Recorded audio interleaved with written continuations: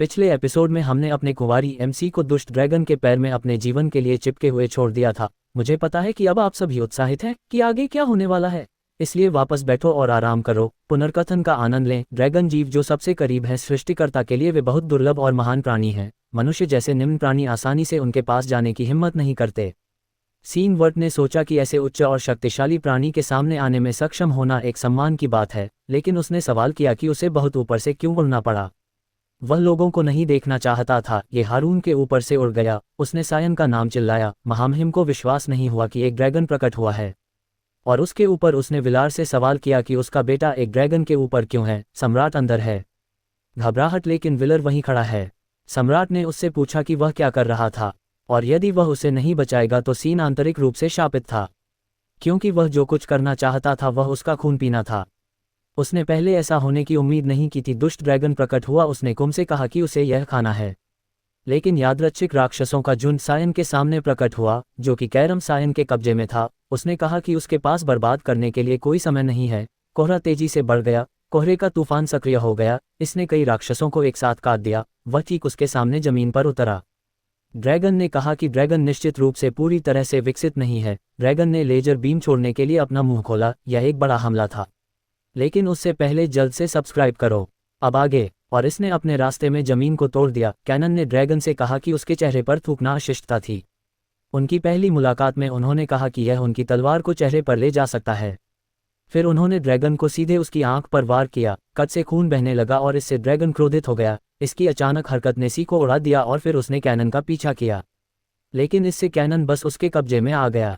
कुम मुस्कुराया। उसकी आस्तीन पर हमला हुआ था। 8 फड़फड़ाती पंखुड़ियों ने एक बड़े विस्फोट का कारण बना, जिसने जमीन को तोड़ दिया, लेकिन उसने स्वीकार किया कि वह अभी ड्रैगन से जीत नहीं सकता क्योंकि उसके कंधे दुख रहे थे। उसने इसे लपेटने का फैसला किया। ड्रैगन ने फड़फड़ाया कैनन के सामने अपने पंख और इसने हवा का झोंका बनाया। उसने खुद से कहा कि वह एक ही चाल में दोबारा नहीं फंसेगा, लेकिन उसने कुछ नोटिस किया। यह उनके बीच एक अजीब दृश्य था। ड्रैगन उससे दूर भाग गया, जबकि वह सदमे में था कि यह क्या हुआ। उसने ड्रैगन को बुलाया। छिपकली जो भाग रही थी, वह ड्रैगन को जाने नहीं दे सकता था, इसलिए उसने उसका पीछा करने के लिए इतनी ऊंची छलांग लगाई जो उसे उसकी वर्तमान दुविधा में ले आए। अब उसने सोचा कि शायद उसने ड्रैगन से मिलने में अपनी सारी किस्मत खर्च कर दी थी। उसने आश्चर्य से नीचे देखा। वह इस स्थिति का ख्याल कैसे रखेगा। कुम ने उससे पूछा कि क्या गलत है, क्योंकि वह कुछ भी नहीं कर रहा है। सी परेशान होने पर अजीब लग रही थी, और उसने उससे पूछा कि क्या वह उनके नीचे के लोगों को नहीं देख सकती है। कैरम ने उसे बताया तो क्या हुआ। उसने तर्क दिया कि अगर वह उसे खोल देता है, उसे कुछ तो करना ही होगा। कम से कम उसने तर्क दिया कि अगर वह असली में राक्षसी तलवार का इस्तेमाल कर रही है, तो सभी लोग उसे देख रहे हैं। उसने उससे कहा कि अगर उन्होंने देखा कि वह तुरंत खंभे पर जला दिया जाएगा। उसने तर्क दिया कि अगर वह बस जा रहा है, इस ड्रैगन पर रहो। उसने चिल्लाकर कहा कि वह सही सोच रहा है। अब उनका मजाक मजाकिया था। विलोर के नीचे एक जादू का घेरा था। हमारे एमसी ने जैसे ही इसे देखा वह घबरा गया, क्योंकि यह एक उन्नत 8 सितारा जादू था। सेन जानता है कि उसके पिता स्वर्ग की गुप्त तलवार का उपयोग करने जा रहे हैं, ये जानते हुए कि उसका बेटा प्राप्त करेगा। इसमें भी बह गई कई सुनहरी तलवारें ड्रैगन की ओर छोड़ी गईं। उसके सिर में सियोन ने टिप्पणी की कि उनके पिता वास्तव में महाद्वीप के संरक्षक के रूप में अपने खिताब को जी रहे हैं। तलवारें ड्रैगन तक पहुंच रही थी, लेकिन ड्रैगन इसे मजाकिया ढंग से चकमा देने में सक्षम था। सेन ने खुशी मनाई। ड्रैगन से कहने ही वाला था कि वह इसी तरह बचता रहे जब तक कि उसने बगल से एक तलवार आती नहीं देखी, और वह जानता था कि ड्रैगन उससे बच नहीं पाएगा। ड्रैगन को चोट लगी और सियान नीचे गिर गया जैसे वह नीचे गिर रहा था। इस तरह के एक विशेष भोजन के अवसर को चूकने के लिए शाप कुम प्रकट हुई और उससे पूछा कि उसने क्या करने की योजना बनाई है, या क्या वह सिर्फ जमीन को चूमने जा रहा है। सेन ने जवाब दिया कि अगर उसने अभी भी धुंध का इस्तेमाल किया तो उसे खंभे पर जला दिया जाएगा। वह बहुत गुस्से में थी जब उसने पूछा कि क्या वह खुद को मरने देगा। जवाब मज़ेदार था। जब उसने कहा कि उसे नहीं पता तो उसके चेहरे पर एक मृत भाव था, और वह तब तक सोचना बंद कर देगा जब तक उसे कुछ महसूस न हो जाए। उसने कैरम से कहा कि एक रास्ता है। कुम ने अपने चेहरे पर एक भयावह भाव के साथ अपने मालिक से पूछा कि क्या वह योजना बना रहा है। वहां गिरो। उसने इसे मल से भरे पानी के रूप में वर्णित किया। सी ने जवाब दिया, मेरे पास और क्या विकल्प है। कुम ने जोर से चिल्लाया नहीं, और वे चले गए। किसी ने कुछ महसूस किया। 2 सींग वाला यह व्यक्ति उस क्षेत्र के चारों ओर एक शैतान ड्रैगन को उड़ते हुए देखकर आश्चर्यचकित था। यह एक दुर्लभ था। इस व्यक्ति के पीछे वाले आदमी के भी सींग हैं। और उसने उत्तर दिया कि यह एक युवा ड्रैगन था, और ऐसा लग रहा था कि यह खो गया था और खुद मुसीबत में पड़ गया था। पहले आदमी के बाल चांदी के थे, और उसने टिप्पणी की कि दूसरी तरफ कुछ मजबूत राक्षसी जानवर होने चाहिए, लेकिन दूसरे आदमी ने जवाब दिया कि ये इंसान है जो उस सीमा के पार रहते हैं। पहला आदमी यह जानकर हैरान रह गया कि ये इंसान थे, और उसने कहा कि यह सच नहीं हो सकता, क्योंकि ऐसा कोई तरीका नहीं है जिससे ड्रैगन किसी इंसान से हार जाए, और वह चुप रहा। लाल बालों वाले आदमी ने चांदी के बालों वाले आदमी से पूछा कि क्या उसे कुछ परेशान कर रहा है। उसने उत्तर दिया कि वह वहां से एक अजीब ऊर्जा महसूस कर रहा है, कुछ अजीब लेकिन परिचित भी। लाल बाल वाले व्यक्ति ने उत्तर दिया कि यदि वह इतना चिंतित है तो उसे जाकर देखना चाहिए। हालांकि उसे जो कुछ भी दिखाई देता है उसे सिर्फ इसलिए मारने से बचना चाहिए क्योंकि वह उब गया है। आदमी के पंख प्रकट हुए।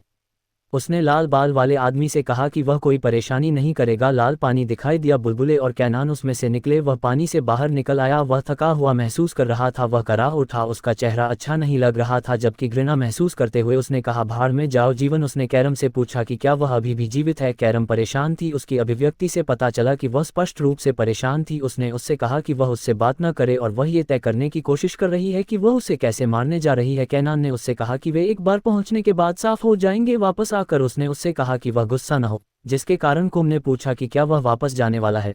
उसने उससे कहा कि वह सब कुछ एक साथ कर ले और उसे याद दिलाए कि वे दानव क्षेत्र में हैं। कुम ने उसे आश्वासन दिया कि अब कोई रास्ता नहीं है जिससे वे किसी उच्च दानव से मिल सकें, लेकिन इससे पहले कि वह अपना काम खत्म कर सके, वाक्य में किसी ने इस व्यक्ति को टोका और कहा कि वह सही था। उसे पता था कि कुछ मजेदार उसके लिए इंतजार कर रहा होगा। सायन के पूरे शरीर में सिहरन थी। वह उस आवाज को पहचानता था। वह व्यक्ति बल्कि एक राक्षस था जिसने सायन को पुकारा था। वह आवाज सी के मस्तिष्क में इतनी गहराई से अंतर्निहित है, वह इसे अब नहीं भूल सकता था, चाहे कुछ भी हो। सी के पास अब एक उग्र अभिव्यक्ति है। दानव ने उससे पूछा कि क्या वह एक इंसान है। यह कोई और नहीं बल्कि अतीत में दानव राजा वेलारियोन था, जो भी उसे देख रहे थे। उन्होंने कहा कि यह किसी के अवतार को देखने जैसा महसूस हुआ। बुराई और अभी वही राक्षस हमारे एमसी को घूर रहा था। उसने दानव राजा का पक्ष न लेने की पूरी कोशिश की क्योंकि वह उसे एक पल में मार सकता था। यही उसके सामने खड़ा है। उसने पूछते हुए शाप दिया। अब दानव राजा ने दोहराया कि वह पूछ रहा है कि क्या सी एक मानव है। उसने पूछा कि क्या वह जवाब नहीं देने वाला है। वेलारियोन ने उसे घूरा। दानव राजा अचानक उसके पीछे प्रकट हुआ और पूछा कि क्या वह लड़ना चाहता है। कैनन घबरा गया। उसने वेलारियोन को काटने का प्रयास किया। वह कामयाब रहा। उसके बालों का एक कतरा काट दिया गया, जिससे दर्शक आश्चर्यचकित हो गए। राक्षस राजा और फिर राक्षस राजा वेलेन हंसे। उनके पास एक आरामदायक अभिव्यक्ति थी क्योंकि उन्होंने टिप्पणी की कि उन्होंने सुना है कि मनुष्य अनंत क्षमता वाले एक प्रकार हैं और उन्होंने व्यक्त किया कि यह सच हो सकता है। कामम ने पूछा कि वह कौन है। सियोन ने उत्तर दिया कि यह एक राक्षस राजा था। आश्चर्यचकित कामम ने पूछा कि वह इस अवस्था में राक्षस राजा को कैसे हराएगा जिसमें वह भी है। सियान जानता था कि यह असंभव था और वह केवल भागने की कोशिश कर सकता था। उसके हाथ कांप रहे थे। उसने सोचा कि क्या वह राक्षस राजा विलकॉन के खिलाफ जीवित रह सकता है। उसे शांत रहने को कहा। उसने सी से पूछा कि वह उसके जैसे बच्चे के साथ क्या करने जा रहा था। उसने उसे आश्वासन दिया कि वह शांत हो सकता है। वह अपनी बात साबित करने के लिए इत्मीनान से जमीन पर लेट गया कि वह कुछ भी नहीं करने जा रहा है। उसने कहा कि भले ही वह एक गधे, वह बच्चों के साथ लड़ाई नहीं करेगा। सी ने दानव राजा की यादृच्छिक कार्रवाई के कारण एक अजीब अभिव्यक्ति की। वेलारियन ने फिर से पूछा कि क्या वह मानव है। कैनन ने उत्तर दिया हाँ। दानव राजा ने पूछा कि वह वहां कैसे पहुंचा। उसने समझाया कि यह पानी की धारा के कारण है। राजा ने पूछा कि क्या यह उसका पहला अवसर है। दानव क्षेत्र दानव ने उसे चिढ़ाने की कोशिश की क्योंकि उसने सी से एक अजीब आभा महसूस की थी। उसने पूछा कि वह कौन था। सायन जो अब पसीना बहा रहा था, उसने उत्तर दिया कि वह एक सामान्य इंसान है। दानव राजा ने उत्तर दिया कि वह एक सामान्य इंसान है, लेकिन उसे ऐसा लगा जैसे वह दानव राजा को जानता था। सियान ने उत्तर दिया कि वे पहले कभी नहीं मिले हैं। दानव राजा ने उत्तर दिया कि यह सच है क्योंकि उसने पहले कभी किसी इंसान को नहीं देखा था, इसलिए उसे आश्चर्य हुआ कि सी उसे कब देख सकता था। तब सियान ने दानव राजा से पूछा कि वह उसके सिर में क्यों था। उसने शांत तरीके से देखा राक्षस राजा का और वह आश्चर्य करता है कि क्या वह वही राक्षस राजा है जिसे वह जानता था। राक्षस राजा ने समझाया कि उसने अपने चक्कर लगाते समय एक अजीब ऊर्जा महसूस की थी। सियान ने चक्कर लगाने के बारे में पूछताछ की तो वेलारियन ने विस्तार से बताया कि राक्षस राजा के रूप में यह दिया गया है कि वह देखेगा वह जिन भूमियों पर शासन करता है, लेकिन उसने बीच वाक्य में ही समझाना बंद कर दिया।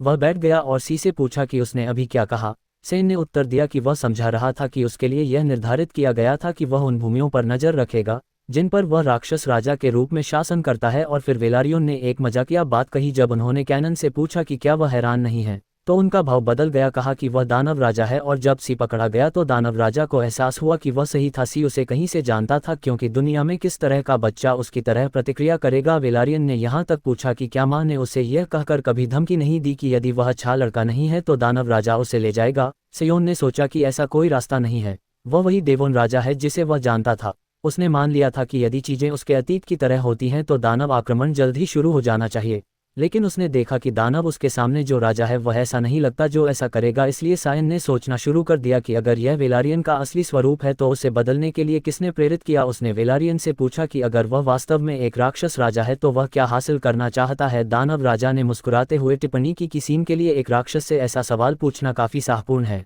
लेकिन उसने उत्तर दिया कि वह बस ये चाहता है कि उसके लोग अच्छा जीवन जिएं और अच्छा खाएं। हालांकि दानव राजा ने पूरी गंभीरता से कहा कि अगर कोई अंदर आने की हिम्मत करता है वह उन सभी को मार डालेगा, क्योंकि दानव राजा के रूप में यही उसका कर्तव्य है। सीन ने अपने पूरे शरीर में सिहरन महसूस की। उसने मन ही मन सोचा कि यह सिर्फ एक पल के लिए था, लेकिन उसने निश्चित रूप से इसे वेलकॉन की असली राक्षसिता महसूस की, जिसे वह अपने पिछले जन्म में जानता था। सीन ने समझा कि यह अब दबा हुआ है, लेकिन किसी घटना ने जंजीरों को हटा दिया होगा।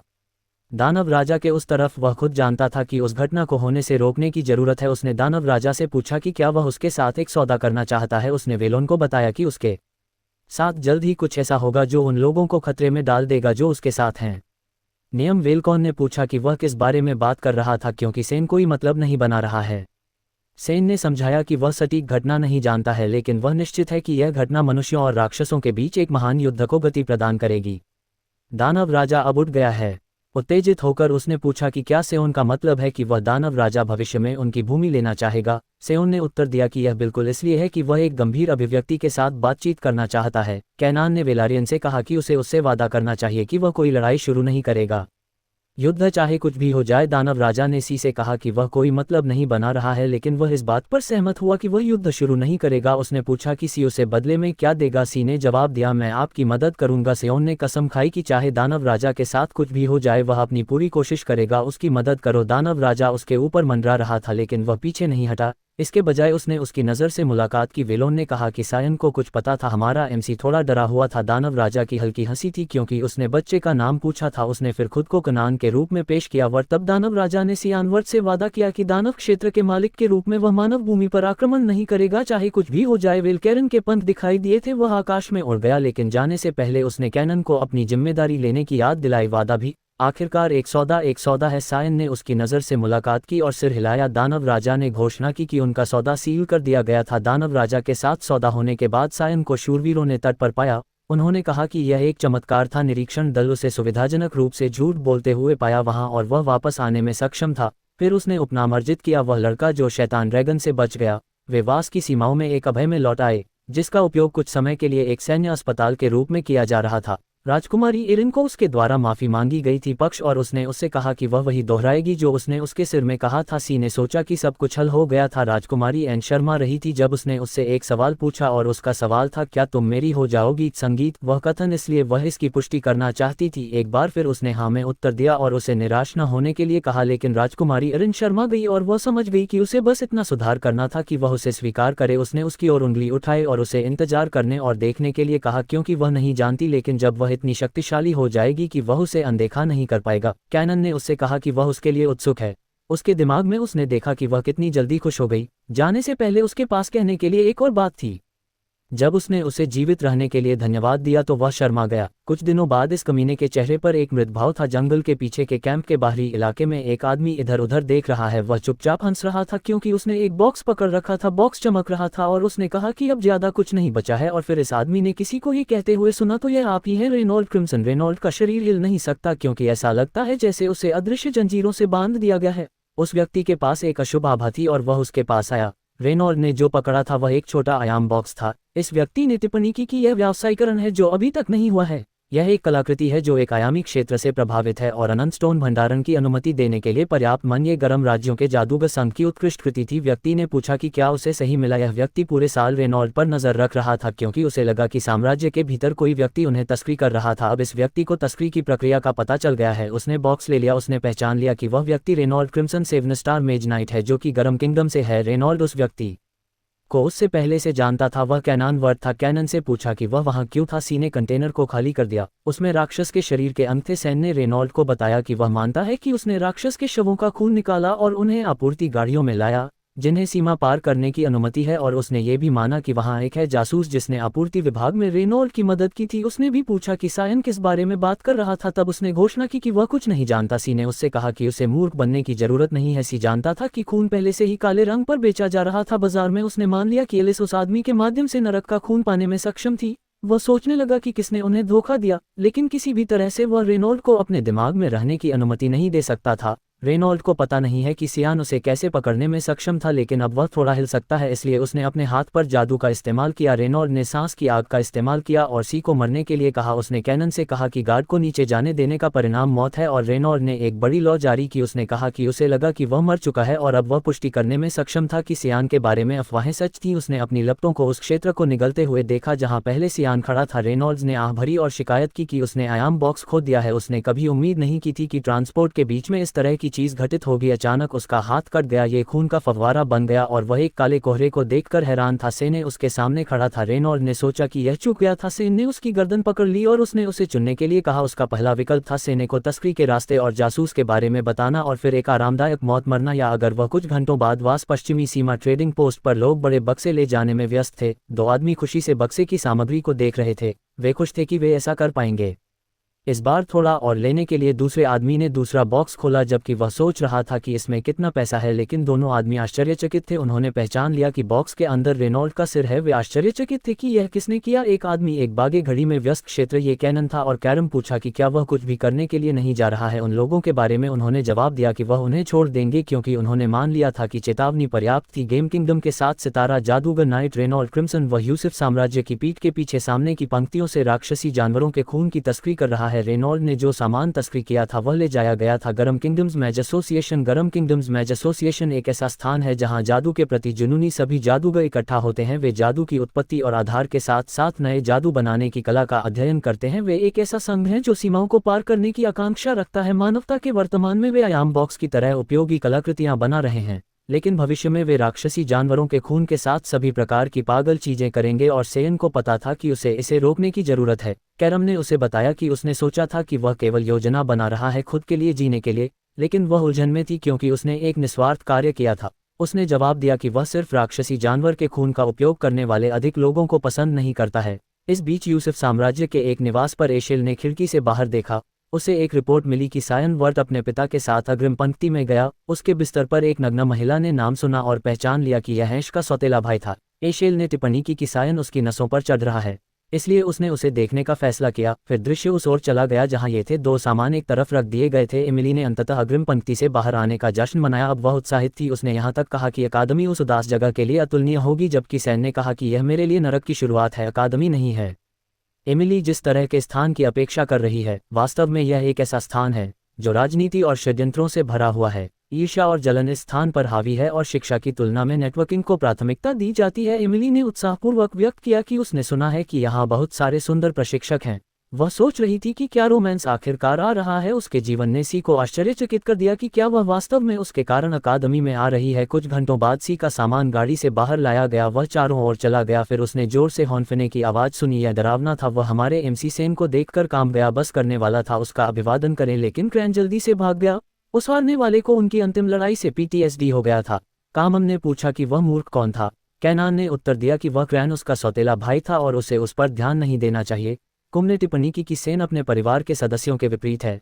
सेन उत्तर दिया कि यह वास्तव में उसके दिमाग में सच नहीं है, असली विपरीत कोई और है। उसने दरवाजा खोला और नौकरों द्वारा उसका स्वागत किया गया। उसे एबी ले जाया गया क्योंकि बटलर ने पहले कभी उसकी तरफ देखा भी नहीं था, लेकिन अब बटलर विनम्र हो रहा है जैसे कि उसका पिता या वह कमीना वहाँ है। उसने सोचा कि पिछले वर्ष के दौरान कितना कुछ बदल गया है। वह ये सोचना चाहेगा कि यह उसकी कड़ी मेहनत का पुरस्कार है। जब उसने दरवाजे की कुंडी घुमाई तो उसका मूड अचानक बदल गया। उसने आभा को पहचान लिया, इससे वह काम उठता है। उसने दरवाजे के घुंडी पर पकड़ मजबूत कर दी। वह पहले से ही जानता था कि दरवाजे के पीछे वह कमीना है, और मुझे लगता है कि हम सभी जानते हैं कि यह कौन था। एसेल ने मुस्कुराते हुए चेहरे के साथ हमारे एमसी का अभिवादन किया। दूसरी ओर सेओन ने खुद को शांत करने के लिए कहा। एशेल ने सियोन से पूछा कि क्या वह उसे याद नहीं करता है। उसकी दृष्टि अंदर से धुंधली होने लगी है, वह शांत नहीं रह सकता। एशेल ने उससे कहा कि यह समझ में आएगा क्योंकि आखिरी बार उन्होंने एक दूसरे को अकादमी में जाने से पहले देखा था। सियोन ने स्वीकार किया कि उस समय उसके शांत होने की कोई संभावना नहीं थी। उसने धीरे से कुम को बाहर निकाला। वह एशेल को मारना चाहता था, लेकिन किसी ने उसका हाथ पकड़ लिया। वह कैरम था और उसने उससे कहा कि अगर वह मरना नहीं चाहता तो उसे एक साथ रहना चाहिए। उसने उससे कहा कि कोई नहीं है, अभी एस्कल को मारने में मजा है। जिसने सायन को रोक दिया उसने अपनी आंखें बंद कर ली क्योंकि उसने एक सांस ली और फिर उसने अपने बड़े भाई को विनम्रता से बधाई दी। एशेल ने जवाब दिया कि सियान उसे याद करता है।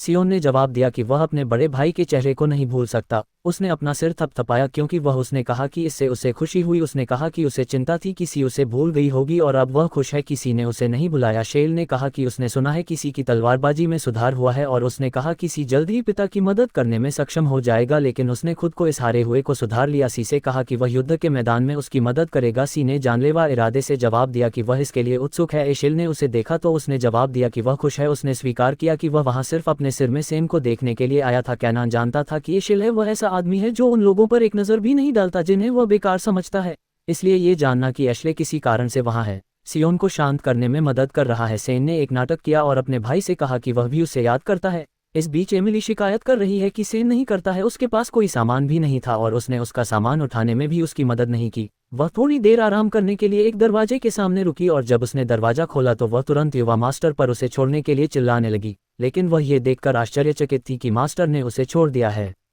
देखें कि पहला युवा मास्टर वहां था। एशेल ने उससे कहा कि उसने सुना है कि एमिली कैनान के करीब थी, लेकिन इससे पता चलता है कि वह उसके साथ भी सहज है। उसने उससे कहा कि वह अपना काम करने के लिए स्वतंत्र महसूस करे और उसका बुरा न माने। उन्होंने उसे दरवाजे से बाहर देखा। एमिली ने एक सांस ली और कहा कि वह घबरा गई थी। फिर उसने सी से कहा कि उसे जाने देना चाहिए था, उसे पहले से पता था कि पहला युवा मास्टर वहां था। सियान ने उसे थोड़ी देर के लिए अकेला छोड़ने के लिए कहा। एमिली विरोध करने वाली थी, लेकिन सी डरावना हो रहा था। उसने उससे कहा कि वह उसे खुद को दोहराने के लिए न कहे। एमिली चिंतित हो गई। सी ने शौचालय में उल्टी कर दी। वह था भारी सांस लेते हुए। उसने करम से पूछा कि उसने उसे क्यों रोका। करम ने सुझाव दिया कि उसे उसका धन्यवाद करना चाहिए। उसने कहा कि यह उसके लिए उसके शरीर को संभालने का एक अच्छा मौका था। कामम ने उसे गलत नहीं समझने के लिए कहा। उसने उससे कहा कि वह बस चाहती है कि उसका गुस्सा बढ़े क्योंकि इस तरह से वह अधिक स्वादिष्ट होगा, जिससे सायन मुस्कुराया। उसने टिप्पणी की कि यह कैम की अपेक्षा के अनुरूप है। दालान के साथ कोई व्यक्ति चला गया और वह व्यक्ति दरवाजे के सामने पहुंचा। एशेल ने इस व्यक्ति को आने के लिए कहा। इस आदमी ने एशेल को सूचना दी कि उसने ट्रैक किया दूसरी युवती के आदेशानुसार। एशेल ने पूछा कि वह कहाँ है। उस व्यक्ति ने बताया कि वह उत्तर में श्वेत कल्पित बौनों के क्षेत्र में है। वह जानता था कि फ्लुएन बाहरी लोगों से नफरत करने के लिए प्रसिद्ध है, जिसके कारण उसने टिप्पणी की कि उसकी बहन लोगों से निपटने में कुशल है। उसने उस आदमी से कहा कि जब उसकी बहन वापस आने की तैयारी कर रही हो तो वह उसे रिपोर्ट करे। आदमी ने पूछा एशेल अगर कुछ अच्छा हुआ तो। एशेल ने उस आदमी से पूछा कि वह क्या सोचता है। उस आदमी ने जवाब दिया कि एशेल सामान्य से अधिक उज्ज्वल लग रहा था। उसने पूछा कि क्या युवा मास्टर के साथ मिलना मनोरंजक था। एशेल ने जवाब दिया कि वह इसे इस तरह से कह सकता है, लेकिन उसने उस आदमी से कहा कि वह गलत है और वह उसने स्वीकार किया कि वह बहुत बुरे मूड में है। आदमी ने माफी मांगी। एशेल को सायन की जानलेवा निगाहें याद आईं। उसने बताया कि ऐसा लग रहा था जैसे कि सायन अपने आजीवन नेमेसिस को देख रहा था। उसे आश्चर्य हुआ कि क्या उसने इसे गलत समझा है। उसने व्यक्त किया कि सी उसे परेशान कर रहा है और वह उस पर नजर रखनी होगी। उस आदमी ने एशेल को आश्वासन दिया कि वह किसी को ये काम सौंपने जा रहा है। एशेल ने अपनी खिड़की के बाहर के दृश्य को देखा। उसने एक बार फिर सियान की आंखों को याद किया। उसने सोचा कि सेन वर्ड क्या छिपा रहा था। मैं आप लोगों को थोड़ा बता दूंगा। स्पॉइलर, सी जो छुपा रहा था वह ड्रम रोल था। कृपया ये पागल को आज के लिए हमारे पास बस इतना ही समय है। यदि आप अगला भाग देखना चाहते हैं तो कृपया लाइक करें और सब्सक्राइब करें। धन्यवाद और अगले भाग में मिलते हैं।